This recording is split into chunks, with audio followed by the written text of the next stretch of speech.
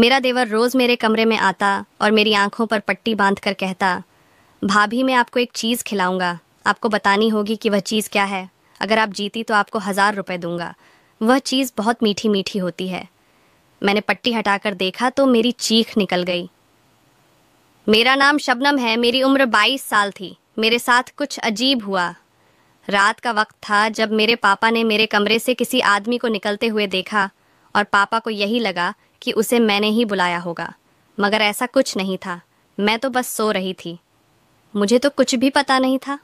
वह तो हमारे घर में चोरी करने के लिए आया था, लेकिन उसे यह पता नहीं था कि कौन सी चीज़ कहाँ पर है। इसीलिए सभी कमरों में जा रहा था, और जब वह मेरे कमरे से बाहर निकला तो पापा ने उसे देख लिया। वहाँ से भाग गया, लेकिन उसके बाद मेरी सामत आ गई। पापा ने मुझे पागलों की तरह मारा। मुझे कहा कि यह तेरा कोई बॉयफ्रेंड था, क्योंकि अगर कोई और होता तो फिर कुछ लेकर क्यों नहीं गया। पापा ने मुझे खूब मारा और अगले ही दिन मेरी शादी का फैसला कर लिया। मेरी माँ ने कहा कि क्यों बगैर जानकारी के बच्चे के पीछे पड़ गए हों। अभी इसकी उम्र क्या है? हमारे खानदान में कम उम्र में शादी नहीं की जाती थी, लेकिन मेरे पापा का कहना था कि मैं खुद अपनी आंखों से उस आदमी को उसके कमरे से निकलते हुए देखा है। ये कोई गलत काम कर ले। मेरे पापा एक दूसरे किस्म की बातें कर रहे थे, जैसी उन्होंने आज तक नहीं की थी। मेरे पापा को यकीन था कि मैं ही गलत हूँ और मैंने उसको घर पर बुलाया है। वह सबसे जो भी था मेरी ज़िंदगी बर्बाद करने के लिए काफ़ी था। अगर मेरे साथ उसका चक्कर होता तो मैं इतनी पागल थी कि उसे घर पर बुलाती। मुझे पता था कि मेरे पापा बाहर सोया करते थे। अगर मेरा किसी के साथ अफेयर होता तो क्या मैं इतनी बेवकूफ़ होती? मेरे पापा ने ज़्यादा सोचा नहीं। जल्दी जल्दी मेरा जो भी रिश्ता मिला उसे उन्होंने मेरी शादी कर दी। घर में मेरा एक पति और एक देवर और सास, एक छोटी सी नंद थी। यहाँ हमारे काफ़ी गरीब और अनपढ़ जाहिल किस्म के लोग थे। उनकी जहीलियत पहले ही मुझ पर पहुँच गई, क्योंकि एक लड़की उनके मोहल्ले के घर के सामने रहती थी, जो मेरी दोस्त थी। उसने कहा कि ये तो बड़े अजीब से लोग हैं। उनके घरों में तो हर टाइम गाने बजाने की आवाज़ आती रहती है, और किसी की मोहल्ले में शादी होती है तो तुम्हारी होने वाली सास शादी में चली जाती है और अजीब से कपड़े पहनकर डांस करती है। ऐसे किसी की परवाह नहीं होती है। बेटे को माँ की फिक्र नहीं है, माँ को बेटे की फिक्र नहीं है, और उनकी बहन ने तो पूरे मोहल्लों को पागल कर रखा है। ये लोग बड़े गंदे लोग हैं। तुम्हारी तो ज़िंदगी बर्बाद हो जाएगी।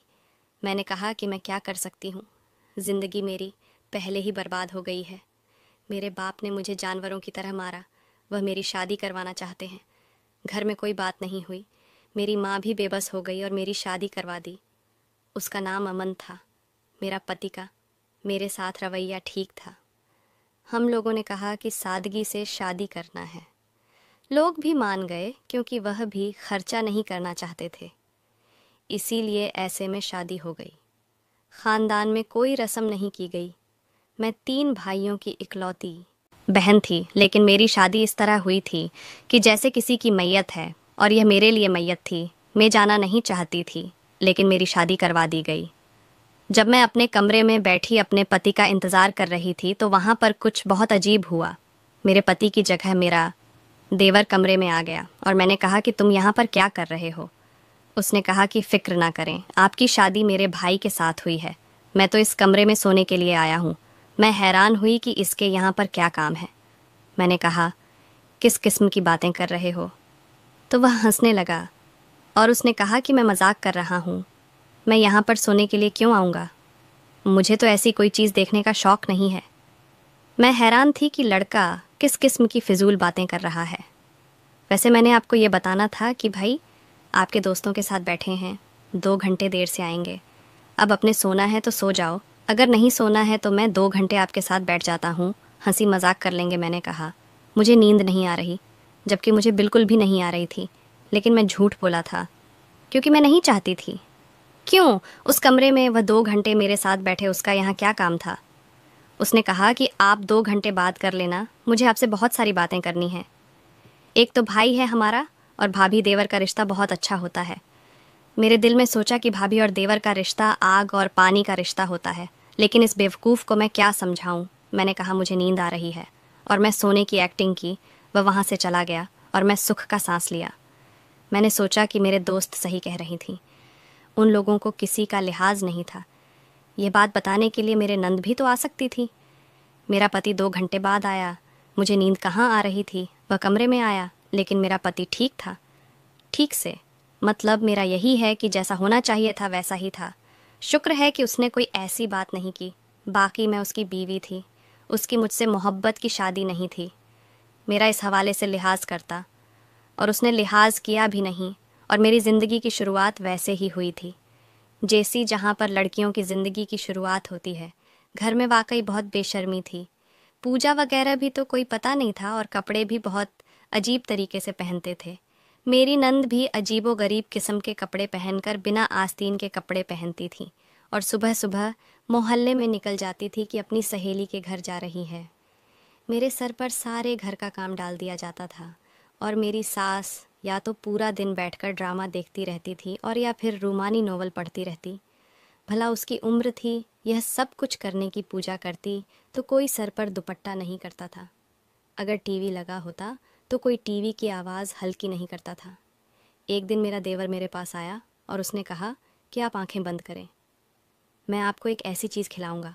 आपको बताना है कि यह चीज़ क्या है। अगर आपने सही कहा तो मैं आपको 1000 रुपये दूंगा। मैंने कहा कि मुझे इस तरह की कोई गेम खेलने की ज़रूरत नहीं है, और उसे वहाँ से भगा दिया। लेकिन फिर मेरे पति ने मुझे खर्चा देने से इनकार कर दिया। उसने कहा कि मैं तुम्हें खर्चा वगैरह नहीं दे सकता। तुम्हें जो चीज़ चाहिए होगी वह घर में मिल जाएगी। खाना वगैरह घर में बनता है। टीवी सारे एक साथ बैठकर देखते हैं, इसीलिए मोबाइल रखने की ज़रूरत नहीं है। बाकी अभी तुम्हारे सारे कपड़े हम लोगों ने नए बनाए हैं। जब कपड़े ख़राब होंगे तो मिल जाएंगे। रही बात मौसम के कपड़ों की, माँ हर महीने 2 सूट बना देती है। तुम्हारी भी बना देगी। उनको अपनी पसंद बता देना। मुझे पहले यह बात ठीक लगी, लेकिन पति का भी बीवी को खर्च ना देना कोई अच्छी बात नहीं थी। यह उसका फ़र्ज़ है, और उसने पहले ही इस पर से हाथ धो लिया था। जबकि यह फ़र्ज़ तो उसे सारी ज़िंदगी देखना था। ये कोई अच्छी बात नहीं थी। मुझे उसे रोकना चाहिए था, काबू में रखना चाहिए था। मैं उसकी बीवी थी, मुझे उसे अपने काबू में रखना चाहिए था। लेकिन मुझसे यह नहीं होगा, और मैं खामोश हो गई। उसके बाद जब मेरा देवर दोबारा मेरे पास आया तो मैंने कहा कि 1000 रुपये कमाने का मौका क्यों छोड़ूं। मैंने कहा कि बताओ क्या करना है। वैसे ही उसका दिमाग बच्चों वाला था। वह ज़रूर मुझे कोई बच्चों वाला गेम खिलाने वाला था। उसने कहा कि मैं आपकी आंखों पर पट्टी बांध दूंगा और आपको एक मीठी सी चीज़ खिलाऊंगा। आपको बताना है कि वह चीज़ क्या है। मैंने कहा कि अच्छा ठीक है। उसने मेरी आंखों पर पट्टी बांध दी और मुझे कहा कि इसे खाकर बताओ कि क्या है भाभी। अगर आप बता ना पाए तो फिर आपको मुझे पैसे देने पड़ेंगे। मैंने ये नहीं बताया कि मेरे पास 1 रुपया भी नहीं है। मैंने सोचा कि ज़्यादा से ज़्यादा क्या चीज़ होगी। मेरी आंखों पर पट्टी बांधे और मुझे खिलाई। मैं जब उस चीज़ को खाया तो मुझे अजीब लगी। वह चीज़ काफ़ी अजीब टेस्ट था, लेकिन समझ नहीं आ रहा था कि क्या है। वह मुझे बार बार पूछ रहा था कि बताओ बताओ क्या है। मैंने कहा कि मुझे नहीं पता, मैं हार गई। मैंने अपनी आंखों से पट्टी हटाई, कुछ नहीं था। मैंने कहा कि क्या था। उसने कहा कि मैं आपको यह नहीं बता सकता, लेकिन अब आप सच हार गई हैं, इसीलिए आपको मुझे 1000 रुपये देने होंगे। मैंने कहा मेरे पास पैसे नहीं हैं। उसने कहा कि चलिए कोई बात नहीं, जब आपके पास पैसे होंगे आप मुझे बता दीजिएगा। मैंने कहा कि ठीक है। मुझे अफसोस हुआ कि मैं आपको समझ नहीं पाई कि क्या चीज़ थी। एक दिन मेरा देवर फिर से मेरे पास आ गया और उसने कहा कि अगर आज आप जीत गए तो आपको पैसे नहीं देने होंगे। मैंने कहा कि ठीक है, और अगर आप हार गए तो आपको 1000 रुपये देने होंगे। मैंने कहा मैं दोबारा कोशिश करने को तैयार हूँ। उसने फिर मेरी आंखों पर पट्टी बांधी और फिर मुझे वह मीठी मीठी चीज़ खिलाई। वह चीज़ आज थोड़ी अलग लग रही थी। मैंने काफ़ी देर लगा दी, लेकिन मुझे फिर भी समझ नहीं आ रहा था। मैंने कहा कि मैं हार गई। उसने कहा कि आज आप फिर से हार गई हैं, इसीलिए जो पैसे हैं तो आपको मुझे देने हैं। मैंने कहा कि मेरे पास पैसे नहीं हैं। उसने कहा कि भाई आपको पैसे नहीं देते। उसने कहा मैंने कहा कि हाँ, तुम्हारे भाई मुझे पैसे नहीं देते। उसने कहा कोई बात नहीं, लेकिन अब मेरे आपके पास 2000 रुपये हो गए हैं। मैं सोच लिया था कि मैं उसके साथ नहीं खेलूंगी, और अगर कभी मेरे पास पैसे हुए तो दे दूंगी उसके पैसे। लेकिन अभी तो मेरे पास 2000 या 1 रुपया भी नहीं था। लेकिन मुझे गुस्सा बहुत आता था कि मैं 2 दफ़ा भी कोशिश करने के बावजूद जीत नहीं सकी। तो आज मेरे पास 2000 रुपये होते और मैं अपनी कोई चीज़ ले सकती थी। वह अपने घर जाती तो खाली हाथ थी। मुझे बहुत बुरा लगता था। मैं चाहती थी कि मैं अपने घर जाऊं तो कोई चीज़ लेकर जाऊं। मेरे भाई काफ़ी छोटे थे, अभी तक स्कूल में पढ़ते थे। उनके दिल में तो बात आती होगी कि दीदी भी हमारे घर आई है, हमारे लिए कोई चीज़ लाए होगी। पापा तो मुझे देखते भी नहीं थे। माँ कहती थी मुझे तुझ पर पूरा भरोसा, लेकिन ये आदमी ऐसे होते हैं। तुम कभी किसी आदमी पर भरोसा ना करना, क्योंकि यह भी तो हम औरतों का भरोसा नहीं करते। मैंने कहा कि अपने पति पर भी नहीं। तो मेरी माँ ने कहा कि हाँ, अपने पति पर भी नहीं करना चाहिए, क्योंकि वह भी एक आदमी है। औरत अगर आदमी की बात पर भरोसा करती है तो वह पागल होती है, और अगर वह उस मोहब्बत पर इतराती है तो वह बहुत बड़ी बेवकूफ़ होती है, और अगर उसकी मोहब्बत पर गुरूर करती है तो फिर वह बर्बादी की तरफ जा रही होती है। 2-4 दिन इसी तरह गुजर गए। एक दिन रानी किचन में खड़ी कुछ बना रही थी। घर का खाना खाने की इसकी आदत नहीं थी। बाजार से खाना मंगवाया करती थी या फिर खुद ही कुछ बना लेती थी। दाल रोटी तो उसको पसंद नहीं थी। कभी कभी तो घर के बाहर कोई ढेर सारा खाना रख कर चला जाता था और मेरी ननंद जाकर उठा लेती थी। खाना होटल का होता था। मैं इतनी बेवकूफ़ नहीं थी, मुझे सब कुछ समझ आ गया था। उसने कुछ लोगों से दोस्ती कर ली थी जिसे खाने पीने की चीज़ मंगवाती है। वहाँ पर मेरा देवर आया तो मैं उसकी बहन के सामने कहा कि जो गेम तुमने मेरे साथ खेली है वह अपनी बहन के साथ भी खेलो, उसके साथ भी शर्त लगाओ, हो सकता है यह पहचान ले। मेरी नंद पूछने लगी, कौन सी शर्त की बात कर रही हो? मैं भी खेलूंगी। मैंने उनसे कहा कि अगर तुम जीत गई तो 1000 रुपये मिलेंगे। उसने कहा कि मैं ज़रूर खेलूंगी, उसे 1000 रुपये निकलवाने का अच्छा मौका है, वैसे भी बहुत सारे पैसे देने हैं। उसने कहा कि नहीं, वह गेम मैं इसके साथ नहीं खेल सकता हूँ। मैंने कहा कि क्यों, इसके साथ क्यों नहीं खेल सकते? सर मेरे साथ लगा सकते हो, यह हमारी बहन है। तो देवर ने कहा कि नहीं भाभी, अब आपके साथ भी नहीं खेलूंगा, आप किसी को नहीं बताइएगा। वह वहाँ से चला गया और मेरी नंद ने मुझे पूरी बात पूछी तो मैंने उसको बता दिया। वह कहने लगी कि भाभी, मैं आपको एक बात पहले ही बता देता हूँ कि यह मेरा भाई है।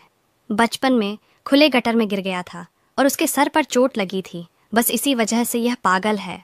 आप इसकी कोई भी बात किसी को नहीं बताइएगा और उसकी किसी बात को दिल पर मत लीजिएगा, और उसकी उल्टी सीधी हरकतें भाई को नहीं बताइएगा, नहीं तो वह उसे पागलों की तरह मारेंगे। वह पहले भी उसको ऐसे मारते थे जब यह कोई हरकत करता है। मुझे लगा कि मजाक कर रही है। उसका भाई गड्ढे में गिर गया था, क्योंकि बहन भाइयों में यह सब बहुत होता है, तो एक दूसरे से इस तरह की बातें करते रहते हैं। मैं भी कभी कभी मजाक में अपने भाई को कहती थी कि तुम्हें हमें गोद लिया था, तुम मेरे भाई नहीं हो, इसीलिए मैंने उसकी बातों पर ध्यान नहीं दिया। लेकिन एक दिन मुझे बहुत ज़्यादा पैसों की ज़रूरत थी और मैं अपने देवर से कहा कि मुझे तुम्हारे साथ फिर से शर्त लगानी है। उसने कहा कि ठीक है, इस दफ़ा आप जीत गई तो मैं आपको 2000 रुपये दूंगा। मैं बहुत खुश हो गई और मैं सोच लिया कि इस दफ़ा मैं जीत जाऊंगी, लेकिन मैं पहचान नहीं पाई। और मेरे दिमाग में ख्याल आ गया, जब इंसान सही तरीके से कोई खेल खेलना चाहे लेकिन जीत नहीं सके तो फिर वह चीटिंग करता है, और मैं अभी चीटिंग करना चाहती थी। मैंने उसे कहा कि मैं कल तुम्हारे साथ आखिरी दफ़ा शर्त लगाऊंगी। अगर मैं जीती तो तुम मुझे पूरे 4000 रुपये देना, और अगर मैं हार गई तो मैं तुम्हें 5000 रुपये दूंगी। मेरा देवर इस बात पर बहुत खुश हो गया था। उसने कहा कि लगता है भाई ने आपको खर्चा दे दिया है। मैंने कहा कि हाँ, तुम्हारे भाई ने मुझे खर्चा देना शुरू कर दिया, मेरे पास बहुत सारे पैसे हैं। और फिर शर्त तो ऐसी होती है, शर्तों में थोड़ी ना देखा जाता है कि पैसे कितने लग रहे हैं। मैं कल तुम्हारे साथ ही साथ ज़रूर खेलूंगी। देवर भी खुश हो गया और उसने कहा कि ठीक है, कल को बहुत अच्छा लगेगा। अगर आप हार गई तो पूरे 5000 देने होंगे। पहले भी आप कई दफ़ा हार चुकी हैं, लेकिन मैं आपसे पैसे नहीं लिए। मैंने कहा कि तुम फिक्र नहीं करो, मैं तुम्हें पूरे पैसे दे दूंगी, पर तुम भी पैसे तैयार रखना। हम लोग आपस में बातें कर रहे थे कि मेरा पति वहाँ पर आ गया। मेरा पति घर पर आ जाता था तो मुझे कोई इशारा नहीं करता था, लेकिन इसका मतलब यह होता था कमरे में जाना है, मैं चली जाती थी। मेरा पति मुझे काम बता देता था कि मैं चाय बनाऊं, कपड़े निकाल दूं। उसने कहा कि तुम इससे बातें कर रही थी, पता है ये पागल है। मैंने कहा कि क्या मतलब? आपकी बहन भी कहती है कि ये पागल है, आप भी कहते हैं कि ये पागल है, मुझे ये पागल नहीं लगता। तो मेरे पति ने मुझे कहा कि ये पागल है, इसका दिमाग खराब है, उससे दूर रहो। ये बात करते करते अचानक पटरी से उतर जाती है। मैं दिल में सोचने लगी, ये तो आपके सारे खानदान की बीमारी है। आपकी माँ भी अचानक से बैठे बैठे बातें करते करते मुझसे ऐसे सवाल करने लगती है जो एक सास कभी अपनी बहू से नहीं करती। और अपनी बहन के बारे में उनको पता नहीं था, उसने सारे मोहल्ले के साथ ताल्लुक रख रखा था। और उनके बारे में भी किसी को पता नहीं था कि शादी से पहले पता नहीं क्या करते रहे हैं। मैंने उनको कह दिया कि ठीक है, और उनकी शर्त वाली बात नहीं बताई। मुझे पैसों की सख्त ज़रूरत थी। मेरी सबसे छोटे भाई की सालगिरह थी। हर सालगिरह धूमधाम से मनाते थे। मैंने उससे वादा किया था कि मैं उसके लिए एक वीडियो गेम लेकर आऊँगी, वह भी पूरे 5,000 रुपये की। इसीलिए मुझे पैसों की बहुत ज़रूरत थी, पति से मांगे। लेकिन उसने इनकार कर दिया। उसने कहा कि सालगिरह मानना तो अच्छी बात नहीं होती। मैं उसे जवाब दिया, औरतों का मंदिर में पूजा ना करना, मोहल्ले के लड़कों से दोस्ती करना, दूसरों की शादी में डांस करना भी तो गुनाह होता है। लेकिन मैंने उन्हें जवाब नहीं दिया और खामोश हो गई। मैंने उस चीज़ को कभी नहीं देखा था। मेरा देवर मुझे खिलाता था, लेकिन आप मुझे उसे महसूस करके उसके बारे में सोच रही थी कि वह बहुत मीठी सी चीज़ थी और उसके ऊपर काफ़ी बादाम लगे होते थे, और जब मैं आंखें खोलती तो वह चीज़ गायब होती थी। इस दफ़ा मैं अपने साथ एक कपड़ा ले गई, लेकिन जब मेरे देवर ने कहा कि आपको पट्टी मिली है, तो मैंने कहा कि इस दुपट्टे से बंध दो। वह भी मान गया। उसने दुपट्टा मेरी आंखों पर बांध दिया। वह बहुत ज़्यादा बारीक कपड़े का था और मुझे सब कुछ साफ साफ नज़र आ रहा था। फिर उसने मुझे वह चीज़ खिलाई। जैसे ही मैंने वह चीज़ खाई, मैं बुरी तरह से चिल्लाई और मैंने फ़ौरन अपना हाथ पीछे कर लिया। मैंने अपनी आंखों से पट्टी हटाई और मैंने कहा कि तुम्हें शर्म नहीं आता। उसने कहा कि इसमें शर्म की क्या बात है। मैंने कहा यह जहरीला होता है, ये तो इंसान के लिए ख़तरनाक है। मैंने कहा भाभी, ये तो चॉकलेट वाली आइसक्रीम है। मेरे पति भी वहाँ पर आ गए, मेरी सास और नंद भी। उन्होंने भी यही मंजर देख लिया। मेरी सास ने मेरे देवर को थप्पड़ मारा और कहा कि यह क्या हरकत है, तेरी भाभी के साथ भी कोई ऐसा खेल खेलते हैं भला? और बहू, तुमने मुझे यह बात क्यों नहीं बताई कि तुम्हारा देवर तुम्हारे साथ गेम खेलता है? माँ जी की मुझे पैसों की बहुत ज़रूरत थी। पैसों की ज़रूरत थी तो हमें बता देती या अमन से कह देती, वह तुम्हें दे देता। भाभी, मुझे माफ़ कर दो, मेरी वजह से आपको माँ ने बहुत डांटा। उसके बाद से ही मेरे पति ने मुझे मेरे देवर की बात बताई। उसने कहा, इसको एक दफ़ा गर्दन तोड़ बुखार हुआ था, उसके बाद से ही इस तरह की हरकतें करता है, अजीब बातें करता है और कभी कभी बहुत ही अलग बिहेवियर हो जाता है। इसीलिए हम लोग भी इससे ज़्यादा बात नहीं करते। उसको उसके हाल पर छोड़ दिया है ना, तो यह पढ़ाई करता है और अचानक से बदल जाता है। और जानवरों के साथ तो उसे कुछ ज़्यादा ही प्यार है। कभी कोई जानवर उठा ले आता है, कभी किसी जानवर का बच्चा उठाकर ले आता है। वह कुत्ते के बच्चे को उठाकर ले आता है। मैंने अपना सर पकड़ लिया और जब मैं अपने कमरे में आई तो अपने पति को बताया कि मुझे पैसों की ज़रूरत है। उसने कहा कि तुम्हें खर्चा देने से मना किया था, यह तो नहीं कहा था कि अगर तुम्हें इतनी ज़्यादा ज़रूरत है तो भी मुझसे नहीं मांगो। तुम मेरी बीवी हो, मुझसे ही मांगोगी। मैंने अपने पति से माफ़ी मांगी, उसने पैसे दे दिए। मैंने अपने भाई के लिए गेम खरीद ली और उसके बाद से मैं देवर से दूर ही रहती थी। वह तो सच में पागल था। तो दोस्तों, कहानी अच्छी लगी हो तो लाइक, सब्सक्राइब और शेयर कर दें।